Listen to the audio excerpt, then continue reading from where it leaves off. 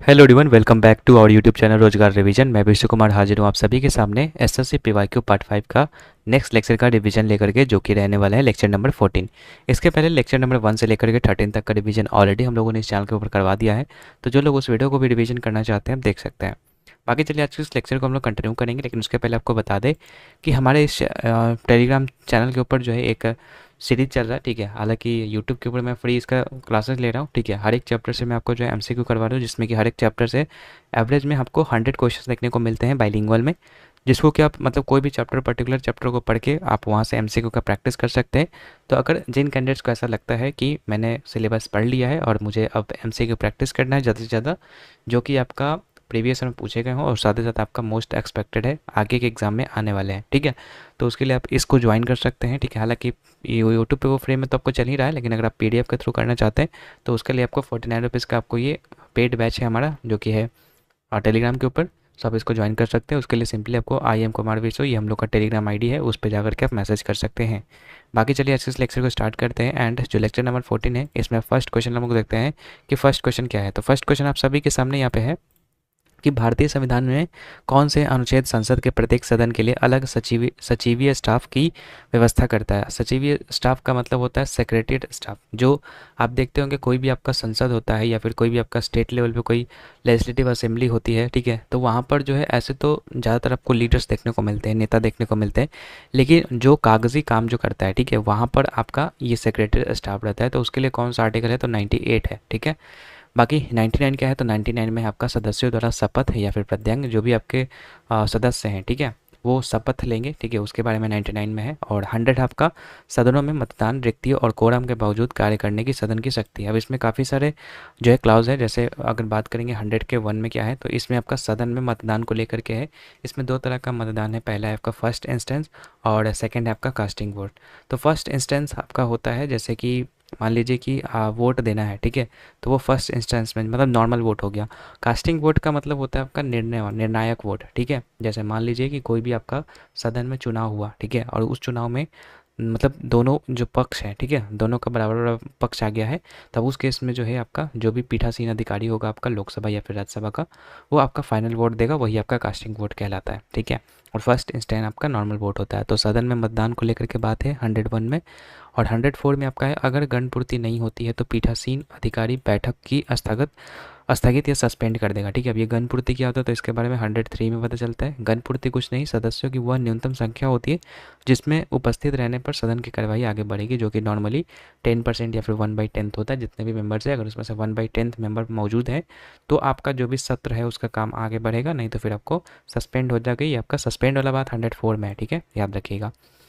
बाकी एक तो ये तो हो गया आपको ये चीज़, ठीक है। बाकी एक चीज़ होता है यहाँ पर एडजर्न सीनेट है, जिसको कि अनिश्चित काल के लिए स्थगन कहते हैं। तो इसमें क्या होता है कि इसमें जो संसद होता है ना, उसको पुनः बैठक के लिए जो है कोई दिन बताए बिना स्थगित कर दिया था। मतलब इसमें कोई डेट नहीं बताया जाएगा कि कब तक हम इसको जो स्थगित कर रहे हैं, लेकिन स्थगित कर दिया जाएगा। तो उस केस में उसको हम बोलते हैं एडजर्न सीनेट। ठीक है, तो याद रखिएगा। बाकी 101 में आपका है सीटों की रिक्ति। ठीक है, तो इसमें बोला है कोई भी व्यक्ति संसद के दोनों सदनों का सदस्य नहीं होगा। मतलब अगर दोनों सदनों का सदस्य है तो फिर वो जो सीट वैकेंट हो जाएगा, ठीक है, उसको हटना पड़ेगा। बाकी कोई भी व्यक्ति राज्य विधानमंडल का सदस्य और संसद का सदस्य नहीं हो सकता है, ये भी बात बोला गया 101 में। मतलब एक समय पे मेंबर ऑफ पार्लियामेंट और साथ ही साथ एमएलए या फिर जो आपका क्या हो जाएगा मेंबर ऑफ लेजिस्लेटिव असेंबली होता है, और एक क्या होता है, तो वो नहीं हो सकता है। चाहे तो मेंबर ऑफ पार्लियामेंट रहेगा, चाहे तो एमएलए रहेगा। ठीक है, आगे अनुच्छेद 102 में क्या है, तो 102 में उल्लिखित अनुसार सदस्य अयोग्यता के अधीन, मतलब अयोग्यता के बारे में 102 में लिखा गया है। तो अगर उसका अनुसार मतलब अयोग्यता पाया जाएगा तो फिर वहाँ पर सीट जो है खाली करना पड़ेगा। बाकी है 3A में क्या है, अध्यक्ष या फिर स्पीकर को अपनी सीट से इस्तीफा दे सकते हैं। मतलब अगर इस्तीफा देना तो किसको देगा, तो वो 3A में लिखा गया है। कौन सा में, आर्टिकल 101 के 3A में। ठीक है, बाकी 4 में है कि यदि 60 दिन की अवधि के लिए संसद के किसी भी सदन का कोई सदस्य अगर सदन की अनुमति के बिना अगर नहीं आता है, बैठक में नहीं आता है, तो उसको जो है यहाँ पर रिक्त घोषित कर दिया जाएगा। तो ये सब बात आपकी कही गई है 101 में। तो ओवरऑल सीटों की रिक्ति को लेकर के बात है 101 में, याद रखिएगा। आगे है बाकी सत्र बुलाना, सत्रावसान की घोषणा कौन करता है, तो ये राष्ट्रपति करता है। ठीक है, सत्रावसान का मतलब होता है ख़त्म करना। ठीक है, सत्रावसान का मतलब होता है ख़त्म कर देना पूरे तरीके से, कोई भी सेशन हो। तो ये आपका राष्ट्रपति करेगा। और स्थगन की बात करेंगे, स्थगन का मतलब होता है कुछ दिनों के लिए स्थगित कर देना, ठीक है। मतलब पूरी तरीके से उसको ख़त्म नहीं किया गया, लेकिन कुछ दिनों के लिए जो है उसको स्थगित कर दिया गया, ठीक है। और ये कौन करता है? तो ये आपका सदन का पीठासीन अधिकारी करता है, याद रखिएगा। बाकी एक होता है प्रेरोगेशन। प्रेरोगेशन का मतलब होता है सदन का समापन, ठीक है। सदन का समापन मतलब इसमें भी एक तरीके का होता है सत्र, सत्र को ही यहाँ पर समाप्त करता है। और डिसोल्यूशन में क्या होता है? डिसोल्यूशन में आपका पूरी तरीके से जो हाउस है वही आपका ख़त्म कर दिया था। जैसे लोकसभा है तो लोकसभा, क्योंकि राज्यसभा तो भंग होती नहीं है, तो लोकसभा ही समापन होगा, ठीक है। तो याद रखिएगा 3 तरह का होता है, एक डिसोल्यूशन होता है, एक प्रेरोगेशन होता है, ठीक है। और एक अभी हम ऊपर पढ़े एडजर्न सीने डाई, ठीक है। तो ये सब आपको यहाँ पर याद रखना है। बाकी ये भी चीज़ याद रखना है कि सत्र बुलाता और कौन है और ख़त्म कौन करता है उसको? तो राष्ट्रपति करता है। और बाकी स्थगन की बात करेंगे तो आपका सदन का पीठासीन अधिकारी करता है। आगे है आपका भारतीय संविधान के किस अनुच्छेद में राज्य विधानमंडल की सदस्यता के लिए योग्यता का उल्लेख है? तो राज्य विधानमंडल में सदस्यों की योग्यता आपका 173 में है। चूँकि 84 में आपको पता है क्या कि 84 में आपका है संसद वाले में, ठीक है, कि संसद में कितने कि उनकी योग्यता क्या है, तो वो 84 में है। अब इसी में आप 89 जोड़ दीजिएगा ना, तो हम लोग कहाँ पहुँच जाएंगे? 173 में पहुँच जाएंगे, यानी राज्य में पहुँच जाएंगे। तो इसका एक ट्रिक भी है कि अगर 79 से लेकर के 109 आर्टिकल है, अगर हम उसमें 89 ऐड कर देते हैं तो हम स्टेट वाले में पहुँच जाएंगे। सेम चीज़ रहेंगी, बस स्टेट में वो अप्लीकेबल हो जाएगा। बाकी अगर 110 से 123 के बीच में अगर आर्टिकल है तो उसमें 90 अगर हम जोड़ देंगे तो फिर हम स्टेट वाले में पहुँच जाएंगे, ठीक है। चूँकि 84 हम लोग पढ़ चुके हैं कि जो है ये आपका योग्यता से संबंधित है, ठीक है, संसद में, तो उसकी बात कहता है। तो इसमें हम 79 यहाँ पर ऐड कर दिए, सॉरी 89 ऐड कर दिए, तो हम लोग स्टेट में पहुँच गए, राज्य विधानमंडल में। सेम चीज़ है, बस वही। बाकी संसद का आर्टिकल आपको पता होगा 79 से 122 है। एंड अगर हम बात करेंगे केंद्रीय कार्यपालिका और राज्य की कार्यपालिका में क्या होता है, तो केंद्र की कार्यपालिका में अगर बात करें तो राष्ट्रपति इसमें होता है, वही राज्य में आपका जो राज्यपाल होता है उस स्तर पे। बाकी केंद्र में प्रधानमंत्री और राज्य में मुख्यमंत्री। केंद्र में भी मंत्रिपरिषद होते हैं और राज्य में भी मंत्रिपरिषद होते हैं। केंद्र में आपका महान्यायवादी होता है और महाधिवक्ता आपका जो है राज्य की कार्यपालिका में होता है। और केंद्रीय कार्यपालिका में बात करेंगे तो उपराष्ट्रपति होता है, लेकिन राज्य में ऐसा कुछ भी पद नहीं है, ठीक है। तो ये याद रखना है कि केंद्र में कौन सा होता है और राज्य में क्या होता है, ठीक है। चलिए आगे बढ़ते हैं। 173 क्या बोल रहा था मैंने आपको बता दिया अभी, कि राज्य विधानमंडल के सदस्यों के लिए योग्यता के बारे में बात करता है। योग्यता क्या क्या है? तो पहला तो कि भारत का नागरिक होना चाहिए, विधानसभा के लिए 25 वर्ष, ठीक है। जैसे विधानसभा को आप कंपेयर कीजिएगा लोकसभा से, ठीक है। तो जिस तरीके से लोकसभा में 25 साल था उसी प्रकार से विधानसभा में 25 साल है। और राज्यसभा का विधान परिषद आप मतलब मान के चलिएगा तो विधान परिषद में 30 साल है, ठीक है। उसके पास ऐसी अन्य योग्यताएं हैं जो संसद द्वारा बनाई गई है किसी विधि द्वारा या फिर उसके अधीन उस निमित्त विहित की जाएगी। मतलब संसद के द्वारा अगर मान लीजिए कोई भी ऐसा रूल बनाया गया है एलिजिबिलिटी को लेकर के, तो उसको फुलफिल करना पड़ेगा, ठीक है। तो ये सब आपका योग्यता है 173 में राज्य के विधानमंडल की। आगे बढ़ते हैं। बाकी इसमें भी वही सेम चीज़ें लिखी गई हैं, ठीक है। आगे बढ़ा, भारतीय संविधान के किस मतलब इसमें क्या लिखा गया? राज्यसभा में प्रत्येक राज्य के प्रतिनिधित्व का चुनाव विधानसभा के निर्वाचित सदस्यों द्वारा, मतलब हाँ देखिए चुनाव के बारे में बात किया गया है कि चुनाव किस तरीके से होगा। तो चुनाव की बात करेंगे तो इसमें आपका एकल संक्रमणीय मत के माध्यम से होता है, आनुपातिक प्रतिनिधित्व प्रणाली के साथ होता है। और इसमें भाग कौन लेते हैं? तो जितने भी आपके विधानसभा के निर्वाचित सदस्य होते हैं वो भाग लेते हैं यहाँ पर, ठीक है, याद रखिएगा। आगे बढ़ते हैं। भारतीय संविधान के किस अनुच्छेद में उल्लेख है कि अपने कर्तव्यों के पालन में भारत के महान्यायवादी को भारत के क्षेत्र में सभी न्यायालय में सुनवाई का अधिकार होगा, ठीक है। तो महान्यायवादी आपको पता ही है कि 76 नंबर आर्टिकल में है। अब इसमें भी 4 आर्टिकल्स मतलब 4 क्लॉज है, ठीक है। पहला क्लॉज की अगर हम बात करेंगे यहाँ पर, तो राष्ट्रपति एक ऐसे व्यक्ति को भारत के लिए महान्यायवादी नियुक्त करेगा जो सर्वोच्च न्यायालय का न्यायाधीश नियुक्त होने के योग्य होगा। मतलब सर्वोच्च न्यायालय की जो योग्यता है उसके बेसिस पर जो है एक महान्यायवादी की मतलब यहाँ पर जो है अपॉइंट किया जाएगा, जो कौन करेगा? राष्ट्रपति करेगा। तो ये पहला वाला क्लॉज में है। और दूसरा वाला में है कि महान्यायवादी का कर्तव्य है कि वो कानूनी मामलों में भारत सरकार की सहायता कर देगा या फिर सलाह देगा, ठीक है। तो ये 2 में है। तीसरा है आपका कि महान्यायवादी जो है भारत के क्षेत्र में सभी अदालतों में सुनवाई का अधिकार उसको मिला हुआ है। तो ये आपका 76 का 3rd में है। और अगर बात करेंगे 4th वाला, तो ये आपका है कि इसमें कि जो है ये राष्ट्रपति के मतलब प्रसाद पद पर्यंत धारण करेगा। मतलब राष्ट्रपति जब तक चाहेगा तब तक वो पद पर बना रहेगा, ठीक है। ये चीज़ आपका है। तो चारों आपको यहाँ पर याद रखना है। आर्टिकल नंबर 76 है आपका महान्यायवादी से संबंधित और भाग 5 में है, ठीक है। भाग 5 में भी काफ़ी सारे चैप्टर से आपको मैंने बताया था, तो उसमें आपका कौन सा चैप्टर में आ जाएगा? उसमें आपका आ जाएगा 4th वाले चैप्टर में, ठीक है। चलो आगे बढ़ते हैं। नेक्स्ट क्वेश्चन है आप सभी के सामने। एक पिता अपने युवा बेटे और अपने किशोर मित्रों को भारत की समृद्ध सांस्कृतिक विरासत के बारे में बता रहे थे, तो पिता किस अनुच्छेद में मूल कर्तव्य का विचार कर रहे हैं? देखिए 51A में मूल कर्तव्य है और उसमें भी काफ़ी सारे हैं। जैसे ए में है आपका कि एंथम के लिए जो है मतलब यहाँ पर एंथम का रिस्पेक्ट करेंगे, ठीक है। फिर बी में है, सी में है। तो इस तरीके से जो हम लोग का सांस्कृतिक विरासत के बारे में बात है वो आपका एफ वाले में है, यानी कि 51A F इसका जो करेक्ट आंसर हो जाएगा। बाकी मौलिक कर्तव्य आपको पता होगा कि 42वां संविधान संशोधन करके जो है आपका 10 मौलिक कर्तव्य को जोड़ा गया था, और इसके बाद एक 86th अमेंडमेंट करके 2002 में 11वां मौलिक कर्तव्य जोड़ा गया था। तो अब तक टोटल यहाँ पर जो है 11 मौलिक कर्तव्य हो चुके हैं। अगर हम यहाँ पर बात करें पहला वाला क्या है, तो पहला वाला वही आपका है राष्ट्रगान, राष्ट्रध्वज, इन सब के जो है क्या करेंगे हम लोग पालन करेंगे, मतलब जो भी कर्तव्य होगा उनका पालन करेंगे, उनका आदर करेंगे। सेकंड था आपका कि स्वतंत्रता के लिए हमारे राष्ट्रीय आंदोलन को प्रेरित करने वाले उच्च आदर्शों को हृदय में संजोए रखेंगे, ये आपका है सेकंड में। थर्ड में आपका 3 वर्ड है प्रभुता, एकता और अखंडता। चौथा में है देश की रक्षा, 4 से आप ऐसे याद कर सकते हैं, डिफेंस आप याद कर सकते हैं 4 से, ठीक है। तो ये हो जाएगा। उसके बाद भारत के सभी लोगों की समरसता और समान भ्रातृत्व की भावना, ये 5 हो जाएगा। और छठा में आपका है हमारी सामाजिक संस्कृति की गौरवशाली परंपरा का महत्व समझे और उसका परीक्षण करें। सातवां है प्राकृतिक पर्यावरण, तो यही वाला हमसे पूछा था फ्रेंड्स, ठीक है। तो ये वाला आंसर हो जाएगा। बाकी 8 नंबर में है वैज्ञानिक दृष्टिकोण और ज्ञानार्जन की भावना का विकास करना। 9 में आपका सार्वजनिक संपत्ति की सुरक्षा करना। 10वां में है व्यक्तिगत एवं सामूहिक गतिविधियों के सभी क्षेत्रों में उत्कर्ष की ओर बढ़ने की सतत प्रयास करना। और 11 वाला इंपॉर्टेंट है 6 से 14 साल तक के बच्चों को जो मतलब अधिकार है, मतलब अधिकार नहीं मतलब कर्तव्य है माता पिता का, तो वो आपका 11th नंबर जो है वो कहता है, ठीक है, जो कि 86 नंबर अमेंडमेंट से जोड़ा गया है। इसको आगे है आप सभी के सामने, ठीक है।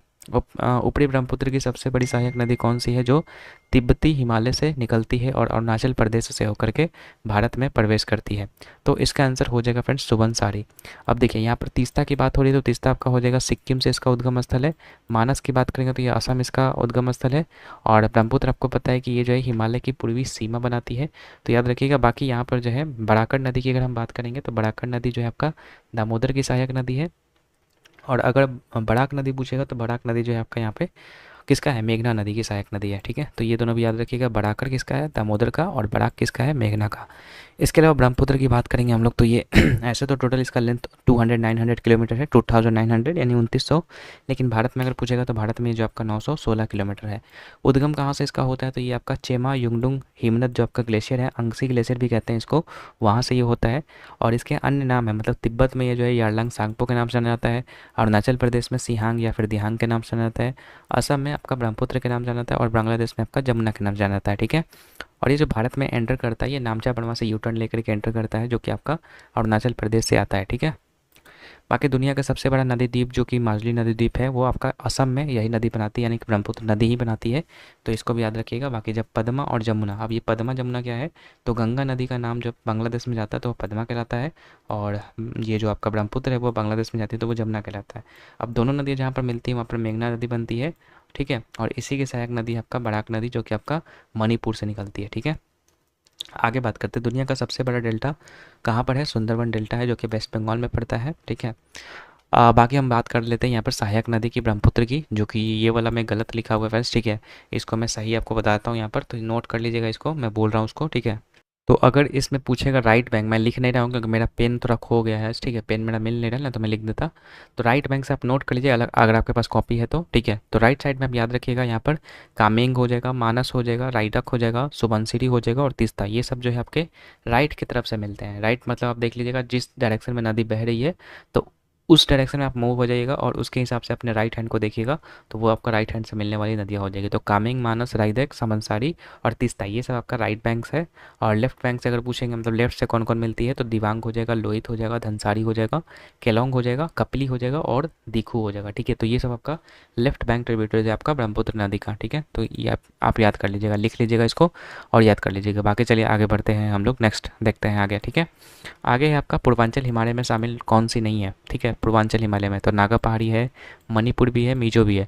पीर पंजाल आपका नहीं है क्योंकि पीर पंजाल आपका जो है कश्मीर का हिस्सा है। जो लघु हिमालय है ना, ठीक है, लघु हिमालय को जो है कश्मीर में हम लोग जो है पीर पंजाल रेंज के नाम से जानते हैं, तो ये हो जाएगा। बाकी कश्मीर हिमालय आपको पता होगा करेवा का निर्माण करती है, ठीक है। उत्तरांचल हिमालय की बात करेंगे, ये बुग्याल वहाँ पर देखने को मिलता है जो कि ग्रीष्मकालीन घास का मैदान है, ठीक है। यहीं पे भोटिया जनजाति पाई जाती है, आपको याद रहना चाहिए। उत्तरांचल हिमालय में जो बुग्याल वाला जो घास का मैदान है वहाँ पे। बाकी इसके अलावा सिक्किम हिमालय की बात करेंगे तो कंचनजंगा हो जाएगा, ठीक है, जिसका जो हाइट है वो 8598 मीटर है, भारत की सबसे ऊंची चोटी है ये। इसके अलावा पूर्वांचल हिमालय होती है, ठीक है। तो पूर्वांचल हिमालय की अगर बात करेंगे तो इसमें पटकाई बूम, नागा पहाड़ी, ठीक है, मणिपुरी पहाड़ी, मिजो या लुसाई, ये सब आपका पूर्वी हिमाचल पूर्वांचल पहाड़ी का हिस्सा है।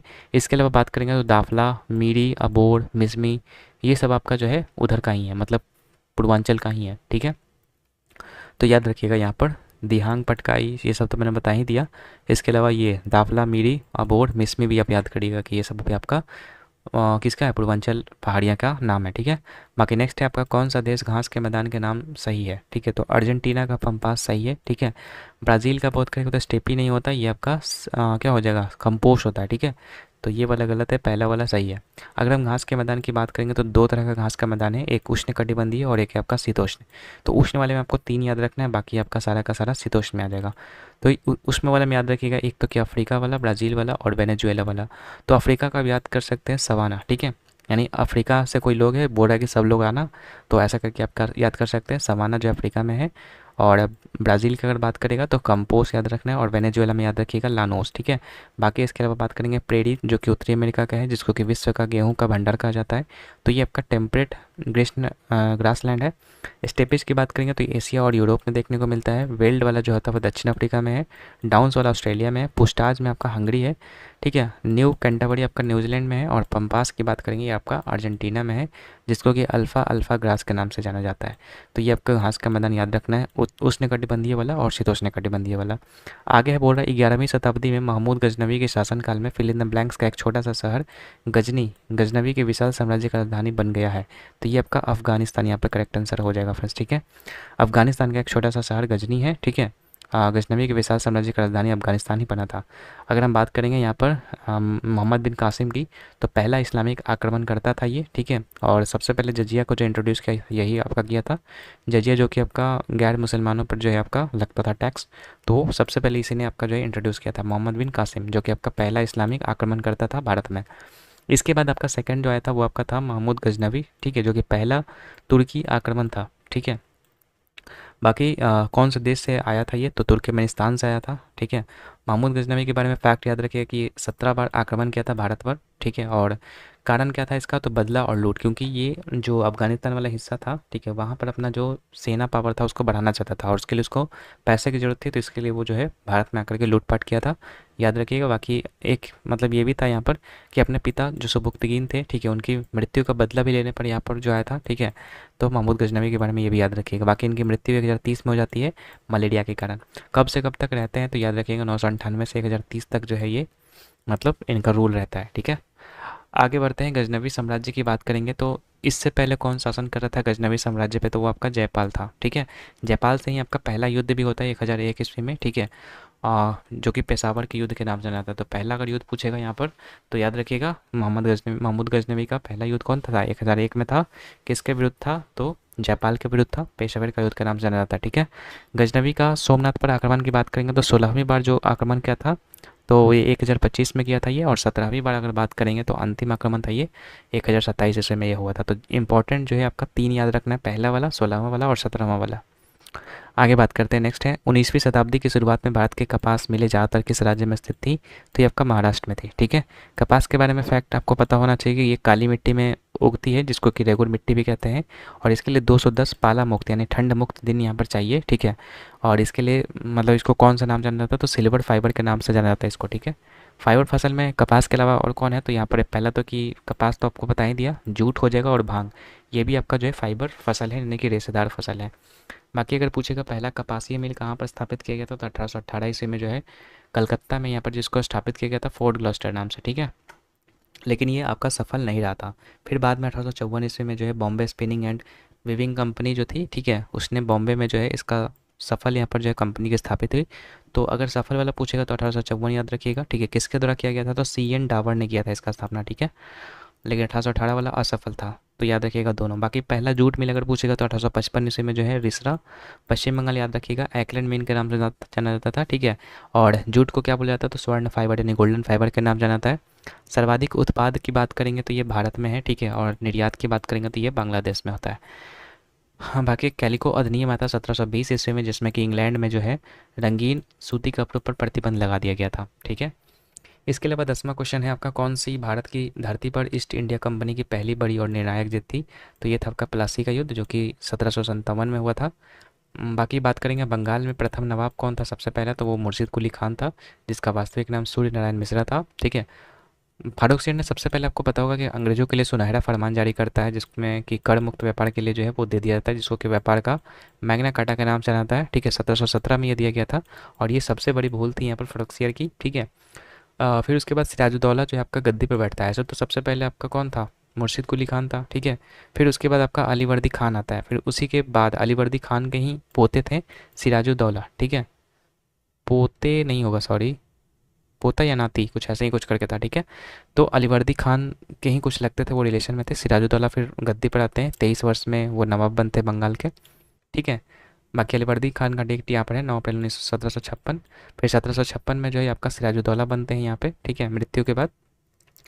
तो सिराजुद्दौला सबसे पहले क्या करते हैं कि जो फरमान जारी किया था फारूक ने, ठीक है, उसको जो है यहाँ पे छीन लेते हैं, मतलब वापस लेने की बात करते हैं। यहाँ पर देखिए, यहाँ पर लिखा अलीवर्दी खान का पोता था। ठीक है, तो पोता आपको याद रखना है। इसके अलावा सिराजुद्दौला ने फोर्ट विलियम में आक्रमण करके अंग्रेजों को कैद कर लिया। मतलब पहला तो कि फारूक ने जो फरमान जारी किया था उसको वापस करने के लिए बोला। ठीक है, और साथ ही साथ जो फोर्ट विलियम जो आपका किला था वहाँ पर आक्रमण करके जो अंग्रेज है ना उसको बंदी बना लिया और उसको काल कोठरी में डाल करके बंद कर दिया, जिससे कि लगभग 400 अंग्रेज जो है वो मृत्यु हो गई थी उनकी। ठीक है, और इसी को काल कोठरी घटना के नाम से जाना जाता है।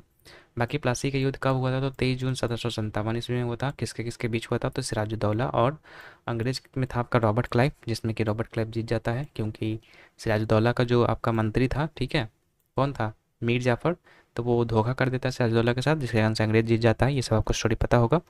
बाकी इसके अलावा प्लासी की बात करेंगे तो ये आपका बंगाल में पड़ता है। ये जगह का नाम है प्लासी, जहाँ पर प्लास के पेड़ सबसे ज़्यादा उगते हैं, वहाँ पर ये युद्ध हुआ था। भारत में ब्रिटिश साम्राज्य की औपचारिक शुरुआत यहीं से हुई थी। ठीक है, मतलब ये युद्ध जीतने के बाद। बाकी उस समय का तत्कालीन मुगल शासक कौन था, तो वो था आपका आलमगीर सेकंड। आगे है कौन सा बैंक भारत की बैंकिंग और मौद्रिक प्रणाली का प्रभारी है, तो ये आपका bank reserve bank of India हो जाएगा। ठीक है, जिसका राष्ट्रीयकरण कब हुआ था, मतलब ये कब स्थापना हुआ था इसका, 1 अप्रैल 1935 को हुआ था। राष्ट्रीयकरण तो आपका 1 जनवरी 1949 को हुआ था, ये भी याद रखिएगा। और अगर पूछेगा कौन से एक्ट से बना था ये, तो एक्ट अगर पूछेगा तो ये आपका आरबीआई एक्ट 1934 से बना था। और अगर कमीशन पूछेगा तो इसके लिए कौन सा कमीशन बैठा था, तो हिल्टर यंग कमीशन बैठा था 1926 ईस्वी में। ठीक है, और इसमें बी आर अम्बेडकर से भी सिफारिशें ली गई थी, मतलब सिफारिश ली गई थी कि हाँ भारतीय रिजर्व बैंक की स्थापना की जाए कि ना की जाए। तो याद रखिएगा 3 चीज़, हिल्टन यंग कमीशन में मतलब ये बात रखी गई थी कि भारतीय रिजर्व बैंक की स्थापना होगा। फिर उसके बाद एक एक्ट आया था 1934 में, आरबीआई अधिनियम एक्ट। ठीक है, फिर उसके बाद 1 साल के बाद जो आपका गठन हो जाता है आपका आरबीआई का। इसके बाद अगर बात करेंगे हेडक्वार्टर इसका, पहले तो कलकत्ता में था लेकिन बाद में इसको जो है शिफ्ट कर दिया गया था मुंबई में। ठीक है, 1937 में। बाकी याद रखिएगा कि जो नोट्स वगैरह है वो तो आपका आरबीआई छापता है, लेकिन अगर बात करेगा 1 रुपये का नोट और सिक्का का, तो ये आपका वित्त मंत्रालय यहाँ पर जो है छापता है, याद रखिएगा। अगर पूछेगा प्रथम आरबीआई गवर्नर, ठीक है, ओवरऑल अगर पूछेगा तो ये आपका ऑसबॉर्न स्मिथ था। ठीक है, लेकिन अगर पूछेगा पहला भारतीय, तो ये अगर हो जाएगा आपका सीडी देशमुख। ठीक है, बाकी आरबीआई को आखिरी कर्जदाता के रूप में भी जाना जाता है। ठीक है, और बैंकों का बैंक कहा जाता है। नेक्स्ट आपका मौद्रिक नीति का सामान्य लक्ष्य जो है, फिल इन द ब्लैंक सुनिश्चित करना है। किस चीज़ को सुनिश्चित करना है, मौद्रिक नीति। तो मौद्रिक नीति आपको याद रखना है कि ये आपका मतलब क्या होता है, रिजर्व बैंक से रिलेटेड है। ठीक है, तो याद रखिएगा इसमें सरकार का कोई रोल नहीं रहता है, तो सरकार वाला तो पहले ही काट दो। ठीक है, ग्रामीण क्षेत्रों में रोजगार, ये भी आपका सरकार का ही काम है, तो ये हटा दो। बाकी अर्थव्यवस्था में मूल्य स्थिरता, ये आपका काम है मौद्रिक नीति का, यानी कि ओनली ए हो जाएगा।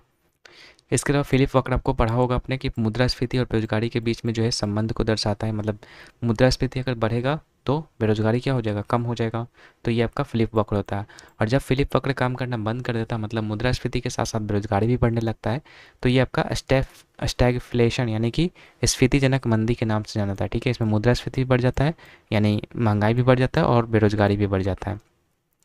बाकी इसी में एक लॉरेंज वक्र होता है जो कि धन के वितरण के बारे में बताता है कि आय की असमानता, मतलब ओवरऑल याद रखिएगा आय की असमानता के बारे में जो आपका वक्र बताता है वो आपका लॉरेंज वक्र होता है। ठीक है, इसी में एक गिनी गुणांक होता है जो कि 0 से लेकर 1 तक होता है। ठीक है, 0 का मतलब है कि परफेक्ट समानता है और 1 का मतलब है कि परफेक्ट असमानता है। ठीक है, आगे है लोहा, आयोडीन और जस्ता को किस नाम से जाना जाता है। ठीक है, मतलब न्यूट्रिएंट्स में कौन से न्यूट्रिएंट्स है, तो दो तरह का न्यूट्रिएंट्स होता है, एक माइक्रो और एक मैक्रो। ठीक है, मतलब एक छोटा वाला और एक बड़ा वाला। तो माइक्रो की बात करेंगे, माइक्रो यानी होता है छोटा, तो सूक्ष्म का मतलब होता है उसमें उसको मिलीग्राम में जरूरत है। ठीक है, और जो ज़्यादा मात्रा में जरूरत होता है उसको ग्राम में लेते हैं हम लोग। जैसे कि अगर हम बात करेंगे लोहा, आयोडीन, ये सब आपका मिनरल्स है, तो मिनरल्स को हमको जो है छोटे मात्रा में चाहिए, यानी कि माइक्रो न्यूट्रिएंट्स के अंतर्गत आएंगे, यानी कि एमजी में इनको चाहिए। ठीक है, मतलब मिलीग्राम में इसको हम कंज्यूम करते हैं। बाकी अगर बात करेंगे हम लोग यहाँ पर, तो इसके अलावा कौन कौन सा आ जाएगा माइक्रो में, तो खनिज तो मैंने बता ही दिया, इसके अलावा विटामिन भी जो है आपका माइक्रो न्यूट्रिएंट्स में ही आएगा। मैक्रो में बात करें तो जैसे कि कार्बोहाइड्रेट, जिसको कि हम डेली बेसिस पे लेते हैं चावल और रोटी के थ्रू। इसके अलावा वसा भी हम लोग को डेली बेसिस पर चाहिए, और प्रोटीन भी हम लोग को चाहिए ज़्यादा मात्रा में, ठीक है। बाकी जिस तरीके से मानव में होता है आपका प्रोटीन, पादप में भी होता है। तो अगर मैक्रो की बात करेंगे तो इसमें आपका NPK, CHO, calcium, sulphur, magnesium, ये सब आपका माइक्रो न्यूट्रिएंट्स में आएगा। और माइक्रो में आएगा इन सब को छोड़ करके जितना भी आ जाएगा, ठीक है। तो याद करना है आपको, माइक्रो में आपका NPK यानी कि सोडियम पोटेशियम, ठीक है। सॉरी, एन से सोडियम नहीं होगा, नाइट्रोजन होगा, नाइट्रोजन, पोटेशियम, पोटेशियम हो जाएगा, फास्फोरस हो जाएगा, कार्बन हो जाएगा, हाइड्रोजन हो जाएगा, ऑक्सीजन हो जाएगा, कैल्शियम हो जाएगा, ठीक है। और क्या हो जाएगा, एस से क्या हो जाएगा, सल्फर हो जाएगा, Mg से मैग्नीशियम हो जाएगा। तो ये सब आपका है माइक्रो न्यूट्रिएंट्स में। बाकी कल वाले में हम लोगों ने देखा था, मतलब इसके पहले वाले में, कि जो नाइट्रोजन और फास्फोरस होता है वो यूट्रिफिकेशन इसी के कारण होता है आपका, इसी दो गैस के कारण। बाकी आगे बढ़ते हैं। संक्रमण तत्व वे तत्व जो आधुनिक आवर्त सारणी के समूह 3 से 12 में पाए जाते हैं, जो फिल इन द ब्लैंक्स का गठन करते हैं। कौन से ब्लॉक का गठन करते हैं, तो ये डी ब्लॉक का गठन करते हैं, जिसको कि संक्रमण धातु के नाम से जानते हैं, ठीक है। दुर्लभ पृथ्वी तत्व की अगर बात पूछेगा तो ये आपका इसमें लैंथेनाइट्स आ जाएगा, साथ ही साथ इसमें स्कैंडियम और वीटी, ये आपका आ जाएगा, यानी कि टोटल 17 हो जाएगा। लैंथेनाइट्स में आपका टोटल 15 एलिमेंट्स होता है, और ये दो आपको याद रखना है, SC और VT, ठीक है। तो ये आपका दुर्लभ पृथ्वी तत्व के नाम से जाना जाता है। बाकी ए ब्लॉक अगर बात करेगा तो ये आपका इनर ट्रांजिशन मेटल के नाम जाना जाता है, यानी कि आंतरिक संक्रमण धातु के नाम से जाना जाता है, ठीक है।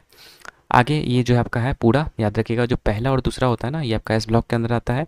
और बाकी ये जो आपका क्या हो जाएगा, 1 2 हो गया। और अगर बोलेगा 13 से 18 तो ये पी ब्लॉक में आ जाएगा। और अगर बोलेगा 3 से लेकर 12, ठीक है, तो ये आपका डी ब्लॉक में आ जाएगा। और बाकी एफ ब्लॉक में आपका लेंथेनाइट्स और एक्टिनाइट्स आ जाएगा, ठीक है। बाकी इसमें कुछ और चीज़ें पूछता है, जैसे कि अगर पूछेगा पहला वाला ग्रुप क्या कहलाता है, तो ये आपका एल्कली मेटल्स कहलाता है। दूसरा वाला पूछेगा तो ये आपका क्या हो जाएगा, दूसरा वाला को क्या बोलते हैं, यहाँ पे लिखा हुआ होगा, ठीक है। नहीं लिखा है क्या, ठीक है, क्षारीय मृदा इसको बोलते हैं, ठीक है। ये क्षारीय मृदा, ये सिर्फ क्षारीय धातु, तो ऐसे आप याद रखिएगा। बाकी 17 ग्रुप को क्या बोलते हैं, यहाँ पे लिखा ही होगा, क्यों नहीं लिखा होगा, 17 देखो यहाँ पे है ना। 17 को हेलोजन कहते हैं, 18 को नोबेल गैस कहते हैं, ठीक है। 16 को चैल्कोजन कहते हैं, और 15 को निक्टोजन कहते हैं, यानी कि निक्टोजन नाइट्रोजन परिवार। बाकी SPDF ये क्या है, SPDF आपका है, मतलब इसमें ये होता है ना, वैलेंस इलेक्ट्रॉन के बेसिस पर जो आपका ये डिसाइड किया जाता है कि SPDF क्या होगा। तो SPDF जैसे कि अगर बात करेंगे 1 और 2, तो ये मैंने बता ही दिया कि किस में कौन सा आएगा, ठीक है। बाकी अगर पूछेगा कि टोटल कितने हैं अभी आधुनिक आवर्त सारणी में, अगर पूछेगा ऊर्ध्वाधर पंक्ति यानी कि वर्ग, ठीक है, तो ये 18 हो जाएगा। और अगर आवर्त पूछेगा तो ये आपका 7 हो जाएगा। और तत्व पूछेगा तो 118 हो जाएगा। बाकी आगे है लेंथेनाइट्स, तो मैंने बता ही दिया, 57 से 70 है, पीरियड 6 में आता है। और समूह बात करेगा तो ये 3 में आएगा। और एक्टिनाइट्स की बात करेंगे तो 89 से लेकर के 102 तक है। ये भी आपका 7वें से, सॉरी, ये 7वें पीरियड में आएगा। और समूह की बात करेंगे तो 3rd वाले में आएगा। कम्बाइनेशन, इसको कंबाइंड जो है आंतरिक संक्रमण तत्व यानी इनर ट्रांजिशन मेटल भी बोलते हैं, ठीक है। बाकी अधातु जो पी ब्लॉक में देखने को मिलते हैं, लेकिन पूरा पी ब्लॉक अधातु से नहीं बना, ये भी याद रखिएगा आप लोग, क्योंकि उसमें आपका जो है और भी बहुत सारी चीज़ें होती है, जैसे कि मिश्र धातु भी उसमें आपका होता है, ठीक है। मिश्र धातु बोल रहा, सॉरी, उप धातु, ठीक है। मिश्र धातु तो आपका बनाया जाता है केमिकली, उप धातु, ठीक है। आगे बात करते हैं, 15 नंबर क्वेश्चन है, उस्ताद विलायत खान जो है किस चीज़ से संबंधित है, तो ये सितार से संबंधित है, ठीक है। सितार एक प्रकार का तंतु वाद्य यंत्र है, याद रहना चाहिए। बाकी सितार से रिलेटेड और भी है, एक पंडित रविशंकर मोस्ट एक्सपोनेंट है, ठीक है, जिनको कि भारत रत्न मिल चुका है 1999 में, ठीक है। और ये दूसरे संगीतकार थे भारत रत्न पाने वाले। बाकी ग्रैमी पाने वाले पहले भारतीय थे, जो कि वेस्ट मीट ईस्ट के लिए जो है इनको ग्रैमी मिला था 1968 में। इनका जो आत्मकथा था, मेरा संगीत मेरा जीवन है, ठीक है। सर्वाधिक ग्रैमी पुरस्कार अगर बात करेंगे तो ये सबसे ज़्यादा ग्रैमी पाने वाले हैं, जो कि टोटल 5 बार इनको ग्रैमी मिल चुका है। बाकी इसके अलावा अगर पूछेगा अन्य में कौन कौन सा एक्सपोनेंट है सितार के, तो अनुष्का शंकर हो जाएंगे, विलायत खान हो जाएंगे, इमरात खान हो जाएंगे, निखिल बंजारे हो जाएंगे, ठीक है, शाहिद परवेज हो जाएगा, वर्धित बुद्धादित्य मुखर्जी, PT हरशंकर भट्टाचार्य, अरविंद पारेख, अनुपमा भागवत, राजीव जनार्दन। और हाँ, इतना ही याद रखना है। बाकी मैंने तो मेल वाला बता दिया, लेकिन फीमेल में अगर पूछ देगा कि सबसे पहले ग्रैमी किसको मिला, तो याद रखिएगा तन्वी शाह को मिला है, ठीक है। आगे आपका है वर्तमान में ग्रैंड ट्रंक रोड जो भारत है उसमें कहाँ से कहाँ तक ये फैला हुआ है, तो भारत में अगर पूछेगा तो ये आपका अमृतसर से कोलकाता, ठीक है। अगर GT रोड की बात करेंगे, शेरशाह सूरी के नाम से जाना था इसको, क्योंकि इसने शेरशाह ने मतलब इसको बनवाया था। कहाँ से कहाँ तक है ये, तो ये काबुल जो आपका अफगानिस्तान में पड़ता है, वहाँ से चिटगोंग जो कि बांग्लादेश में पड़ता है, वहाँ तक ये मिला था इसको। बाकी बीच में जो है सराय का निर्माण करवाया था इसने, ठीक है, शेरशाह ने, जो कि आराम के लिए जो स्थल था, ठीक है। बाकी जीटी रेट 2 फेज़ में है, पहला NH1 NH2, ठीक है। NH1 वाला जो है दिल्ली से अमृतसर है, और NH2 जो है आपका दिल्ली से कौन सा हो जाएगा, कोलकाता हो जाएगा, ठीक है। बाकी सबसे लंबा हाईवे अगर पूछेगा तो ये आपका NH44 हो जाएगा, जो कि कश्मीर से कन्याकुमारी तक है। बाकी स्वर्णिम चतुर्भुज की बात करेंगे तो इसमें दिल्ली, चेन्नई, कोलकाता, मुंबई जो 5 बड़े महानगर है, सॉरी 4 बड़े महानगर है, उसमें ये आपको कॉम्बिनेशन होता है ये, ठीक है, चारों का। बाकी इसकी लंबाई आपका 5846 किलोमीटर है, याद रखिएगा। अगर उसी प्रकार से जलमार्ग अगर पूछेगा तो राष्ट्रीय जलमार्ग अगर पूछेगा सबसे बड़ा तो ये आपका सबसे लंबा NW1 है, नेशनल वाटरवे 1 है, जो कि प्रयागराज से हल्दिया तक जाती है, ठीक है। और ये कौन सा सिस्टम है, मतलब कौन कौन सा नदी तंत्र में आता है ये, तो गंगा, भागीरथी और हुगली, ठीक है, ये 3 नदी तंत्र याद रखिएगा NW1 में। बाकी NW2 आपका जो है ब्रह्मपुत्र नदी में है, ठीक है। और NW3 की बात करेंगे तो ये आपका केरला में है, कोल्लम से कोट्टापुरम को ये मिलाता है, ठीक है। 17 नंबर है लाइफ ऑफ पाई उपन्यास किसका लेखक किसने लिखा, तो लाइफ ऑफ पाई जो है आपका यान मार्टल ने लिखा है, ठीक है।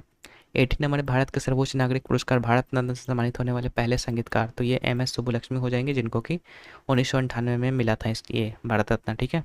अस्थाना विद्वान के नाम से जाने जाते हैं इनको। और क्या, कर्नाटक संगीत की रानी कही जाती है ये। 1974 में इनको रमन मैग्सेसे से भी मिल चुका है, और ये रमन मैग्सेसे से पाने वाली पहली महिला है। और 1966 में जो है ये UNGA में प्रस्तुति मतलब परफॉर्मेंस किए थे UNGA में। कर्नाटक संगीत के अगर जनक पूछेगा तो ये पुरंदरदास हो जाएंगे। त्रिमूर्ति में याद रखिएगा इसमें कौन कौन थे, P त्यागराज, M दीक्षितकर और श्याम शास्त्री थे, ठीक है। दूसरे संगीतकार पूछेगा तो ये पंडित रविशंकर हो जाएंगे, 1999 में इनको मिला था। तीसरे अगर पूछेगा तो उस्ताद बिस्मिल्लाह खान हो जाएगा 2001 में, ठीक है। आगे है युद्धाभ्यास साइक्लोन भारत और किस देश के बीच में आयोजित किया जाता है, तो युद्धाभ्यास साइक्लोन की बात करेंगे तो आपका इजिप्ट हो जाएगा। और अगर डेजर्ट साइक्लोन बोलेगा तो आपका भारत प्लस में UAE हो जाएगा, ठीक है। जापान का अगर बोलेगा तो जापान के साथ आपका धर्म गार्जियन होता है, बांग्लादेश के साथ संप्रीति, USA के साथ वज्रप्रहार और UK के साथ आपका Ajay warrior, Bharat US Japan और ऑस्ट्रेलिया के साथ मालाबार, ठीक है। भारत नेपाल के साथ सूर्य किरण, और भारत मंगोलिया के साथ जो है नोमैडिक, और मित्र शक्ति की बात करेंगे तो आपका भारत और श्रीलंका के बीच में होता है। तो ये प्रमुख सैन्य अभ्यास है, इसको आप याद कर लीजिए। आज का लास्ट क्वेश्चन है 38वें राष्ट्रीय खेलों में राजा भजेंद्र सिंह ट्रॉफी किस टीम ने जीती है, तो ये आपका सर्विसेज हो जाएगा, ठीक है। इसमें मेडल की बात करेंगे तो सबसे ज़्यादा मेडल जो है आपका ऐसे तो महाराष्ट्र का है, क्योंकि इसने 54 स्वर्ण जीते हैं और 201 ओवरऑल आपका जीता है, ठीक है। लेकिन फिर भी सर्विसेज आगे है, क्योंकि इसने सबसे ज़्यादा गोल्ड जीता है, ठीक है, 68, क्योंकि 121 जरूर है लेकिन गोल्ड सबसे ज़्यादा जीता है, इसलिए नंबर 1 पे है। तो नंबर 1 पे सर्विसेज, सेकंड पे महाराष्ट्र और थर्ड पे आपका हरियाणा, ठीक है। हरियाणा 48 गोल्ड मेडल और 153 ओवरऑल मेडल था, ठीक है। और चौथे नंबर पर MP है। बाकी MP में ये ऑर्गेनाइज हुआ था आपका 38वां वाला। बाकी इसका मैस्कॉट क्या था, तो मैस्कॉट था एक पक्षी जिसका नाम था मोनल, ठीक है, या माउली इसको बोलते हैं। ये आपका समशीतोष्ण कटिबंधीय वन में देखने को मिलता है, जो भी आपका मौली पक्षी है, ठीक है। मोटो क्या था इसका, जो आपका ये खेल था, तो इसका मोटो था फ्रॉम डेस्टिनेशन टू पीक। बाकी 39वां अगर पूछेगा कि 39वां कहाँ पर होने वाला है, तो ये आपका मेघालय हो जाएगा। कब होने वाला है, तो 2027 में होने वाला है। और अगर पहला पूछेगा कि पहला राष्ट्रीय खेल कहाँ पे हुआ था, तो लाहौर में हुआ था, 1924 में हुआ था। तो ये था आज का लेक्चर, ठीक है। तो इसमें 20 क्वेश्चन को हम लोगों ने डिस्कस कर लिया। आई होप कि आज का लेक्चर आप सभी को अच्छे से समझ में आया होगा। बाकी आप सभी लोग से रिक्वेस्ट है कि अगर वीडियो अच्छी लगती है तो वीडियो को लाइक जरूर कर दिया कीजिएगा, और चैनल पर नहीं हो सब्सक्राइब करके एक छोटा सा कमेंट भी कर दिया कीजिएगा, ताकि हमें आगे वीडियो लाने के लिए जो मोटिवेशन मिलता रहता है। तो चलिए आज के इस वीडियो को यहीं पर रखते हैं, मिलते हैं नेक्स्ट वीडियो में, तब तक के लिए गुड बाय।